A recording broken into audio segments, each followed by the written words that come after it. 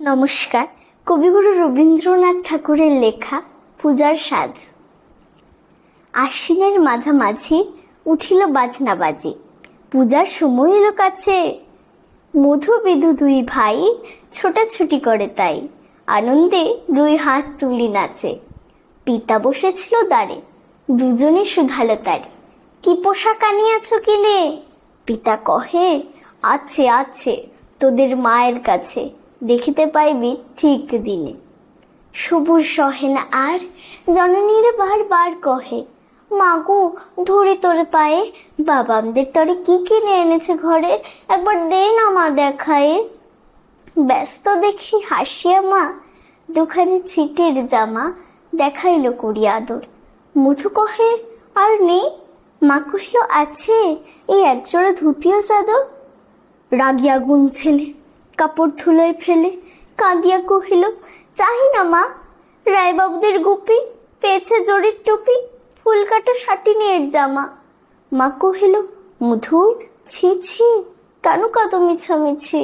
গরিব যে তোমাদের বাপ, এবার হয়নি ধান, কত গেছে লোকসান, পেয়েছেন কত দুঃখ তাপ। তবু দেখো বহু ক্লেশে তোমাদের ভালোবেসে সাধ্য মতো এনেছেন কিনে।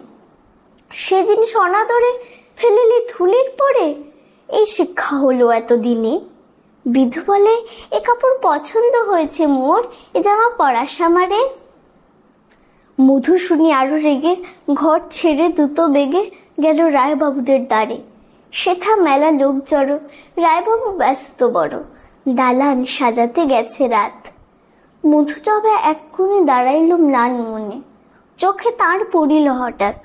কাছে ডাকি স্নেহ ভরে কহেন করুণ স্বরে, তারে দুই বাহুতে বাঁধিয়া, কিরে মধু হয়েছে কি তোরে যে শুকনো দেখি? শুনি মধু উঠিল কান্দিয়া, কহিল, আমার তরে বাবা আনিয়াছে ঘরে শুধু এক ছিটের কাপড়। শুনি রায় মহাশয় হাসিয়া মধুরে কহে, সেজন্য ভাবনা কি বা তোর?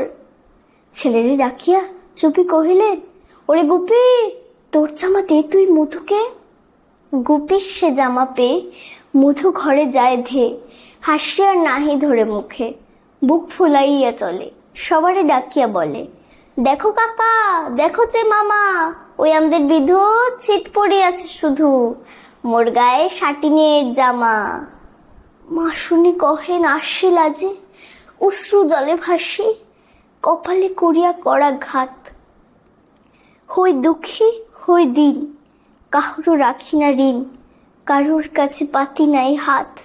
তুমি আমাদেরই ছেলে, ভিক্ষা লয়ে অবহেলে অহংকার করো থে থে। ছেঁড়া ধুতি আপনার ঢের বেশি দাম, তার ভিক্ষা করা সাটিনের চেয়ে। আয় বিধু আয় বুকে, চুমু খায় চাঁদ মুখে, তোর সাজ সবচেয়ে ভালো। দরিদ্র ছেলের দেহে দরিদ্র বাপের স্নেহে ছিটের জামাটি করে আলো। ধন্যবাদ।